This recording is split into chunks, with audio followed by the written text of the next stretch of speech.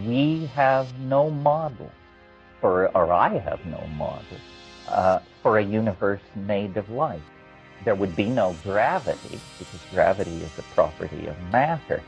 Such a universe could be modeled. And then the question is, well, then what would happen to form? What would happen to your body, my body, this planet? The answer is, no one can know. But it is very interesting that the esoteric traditions of nearly every religion talk about light a great deal. Talk about ascent to the light, cultivation of the light, the after-death vehicle as a thing made of light. So I just put this out here because it occurred to me. My imagination, in an effort to make the assumptions of novelty theory congruent with the known laws of physics, I discovered, this sounds like wild hair stuff, but no violation of the known laws of physics is involved in this scenario. So perhaps what enlightenment is it happens to an entire universe when it drops its matter and antimatter out of its structure, and it becomes entirely made of light. That would certainly fulfill the novelty theory. Anyway, that's enough of that malarkey. Well, you see, the way the novelty theory is structured is you have this wave, and it is iterated on different scales. And iteration, if you have a given level, let's call it A, above A is a larger level that is A times 64. Below A is a smaller level that is 1/64th of A. And wherever you are in the hierarchy, this is true. Levels above, 64 times larger. Levels below, 64 times smaller. Well, modern astrophysics says they're arguing about it right now, but the universe is under 20 billion years old. Everybody agrees on that. And the question is it 9, 12, 13, 14? But it's under 20. The time wave has a cycle, the largest cycle I have found necessary, except for the prime number research, is a 72 billion year cycle. So let's call that the top cycle, the A level. A 72 billion year cycle, plenty of time for the universe to evolve to its present state. Below that level is a cycle 1/64th that size. What would that be? Roughly 1.2 billion years. At the initiation of that cycle, I don't know, some dramatic thing happens in biology. Below it is another cycle. If the B level is 1.2 billion years, then the next level is 1/64th of that. I think it's roughly 275 million years. Next cycle, divided by 64, whatever it is, 750,000 years. Next cycle, and you see where I'm going. Well, eventually you get to a cycle that's 4,306 years in duration. That is basically the cycle of late history. And certainly there was history before 4,000 years, but the continuous march of global civilization over the last 4,000 years. Well, then the next cycle down is only 67 years long. And I mentioned it last night, from 1945 to 2012. Each cycle begins with a bang, literally. Below the 67-year cycle, there is a 384-day cycle.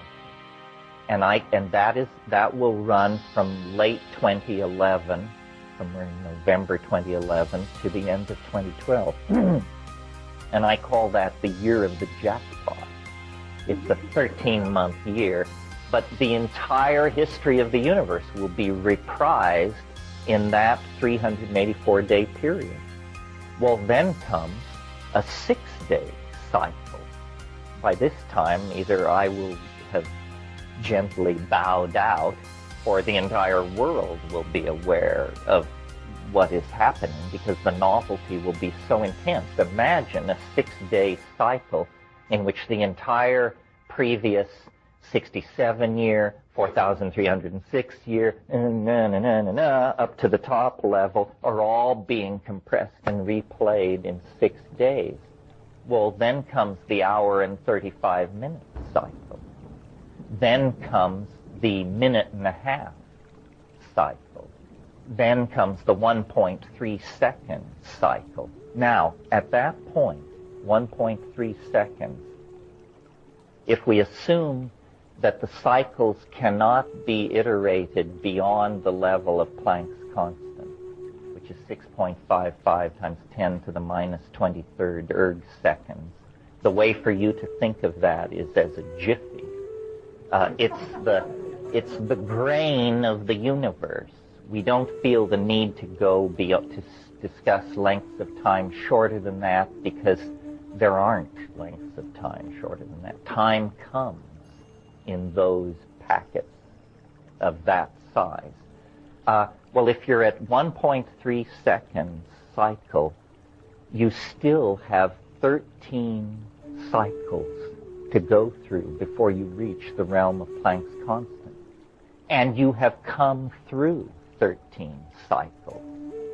So the universe is only half done 1.3 seconds before its end. That's why asking what will happen in 2012 is preposterous. The mind fails. Half of the universe's evolutionary unfolding will occur in the last few milliseconds of its existence because of the asymptotic acceleration of the expression of novelty. So it's this thing which began very gently, very stately, the march of the atoms, the condensation of the stars and the galaxies, the emergence of biology, the emergence of higher animals, the emergence of, and just into then a screeching photo finish where all the stuff is bundled together, squeezed together, connected, transformed, lifted into higher dimensions. And see, this is not a process we can take responsibility for or discuss our guilt or innocence.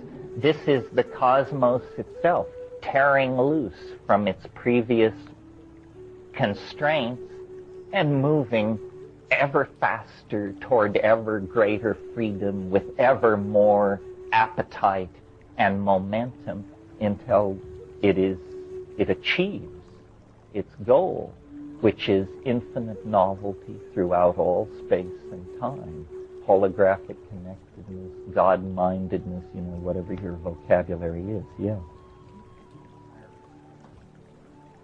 Oh, yeah, this is a completely legitimate move. I mean, it's mind-boggling to think of this in human scales of time, that half of the universe's becoming occurred in a few milliseconds. But dig the fact, that is the position of orthodox physics as we sit here. It's simply that they say it happened at the beginning. I say it'll happen at the end. What they're saying in physics now is that the universe came in, the Big Bang occurred, and then a few nanoseconds after the Big Bang, there was this thing called the inflationary expansion phase. It lasted a few nanoseconds, and in those few nanoseconds, the universe became several tens of orders of magnitude larger than it was. So it's a legitimate move in physics, however counterintuitive it may seem on the human scale, yeah. Well, the problem with the many worlds theory is it violates the principle of parsimony. In other words, that is not the simplest explanation. That's do you all know what this is? It's the idea that whenever a process in the universe encounters a bifurcation point, that it goes both ways. In other words, and so the multiplication of possibilities in a situation like that is staggering, and I just don't feel the need for it. If I understood Wheeler's mathematics better, I might, but that theory has been around since the middle 70s, and he has a very respected position at Princeton, but he doesn't seem to be able to sway his colleagues, which doesn't mean he's wrong. I'm just saying it's a bit baroque for my take. Well, once beyond the 0 point, by definition, novelty must mean the simultaneous realization of bifurcations of all sorts. In other words, what ultimate novelty must mean is anything we say it means. There are no limitations when novelty soars to infinity. The universe is a series of impediments to the expression of novelty. And when it has overcome all those impediments, there is a flawless, higher dimensional matrix throughout all being, I guess, is how you put it. Yeah. No, that's another can of strings.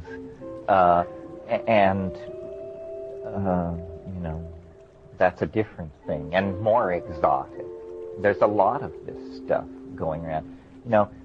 I am by no means the strangest cat on the block. This guy Alan Guth, have any of you looked at his website? This is a guy who's being paid a salary by MIT, for God's sake. And his thing is all about making universes. And he says we can make universes and put them on the shelf. Made this one in February, botched that one in March, and talks about how the ultimate proof of the direction in which modern physics is moving is to make a universe.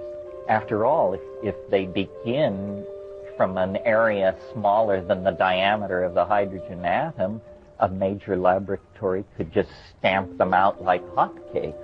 Of course, the question is, what are they good for? What do you do with a universe once you've made one? But as an exercise in the imagination, take a look at what this guy is into.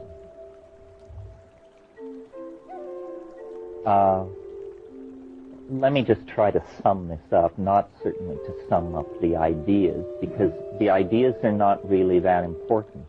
They may be true, they may be untrue, they may reside in a domain where those rules don't apply. The feeling that I hope you take away from all of this, when you are most self-reliant, maybe you don't understand 10-dimensional vector calculus, then don't use that tool to understand. Hone the tools that you have and try to create models, and understand that all models are provisional. This is the antidote to the idea of ideology. Ideology is when you believe something passionately. Models are when you dispassionately attempt to define the operation of a system. And the word model implies that you are perfectly willing to discard the model when a better model comes along. I mean, get a grip, people. Where is it writ in adamantine that talking monkeys should be able to understand the universe? If you met a termite who told you that he was on a quest to understand the universe, a certain lip-curling cynicism would ensue. Well, do you think you're better positioned than that termite to undertake that? So the thing is to understand what one understands, and then to build outward from that. And the tools are mathematics, drugs, attention to phenomena: intuition, community, and inspiration. And these things may not solve your marital problems or increase your earning power, but they will put you in touch with the larger dynamic of being. I think being is most appreciated when it is understood. That's why worship raises my hackles.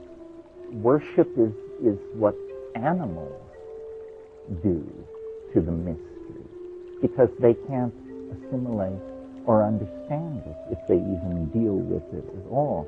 But true religiosity is signified by honest intellectual efforts to model and understand. And it's by that process that we increase our connectivity to the universe and the depth and richness of our connectivity to our community. That's what it really is all about. That's our glory: to understand, to model, to describe, to explore, to appreciate. So meet me at the waterfall at the top of the river. Thank you very much.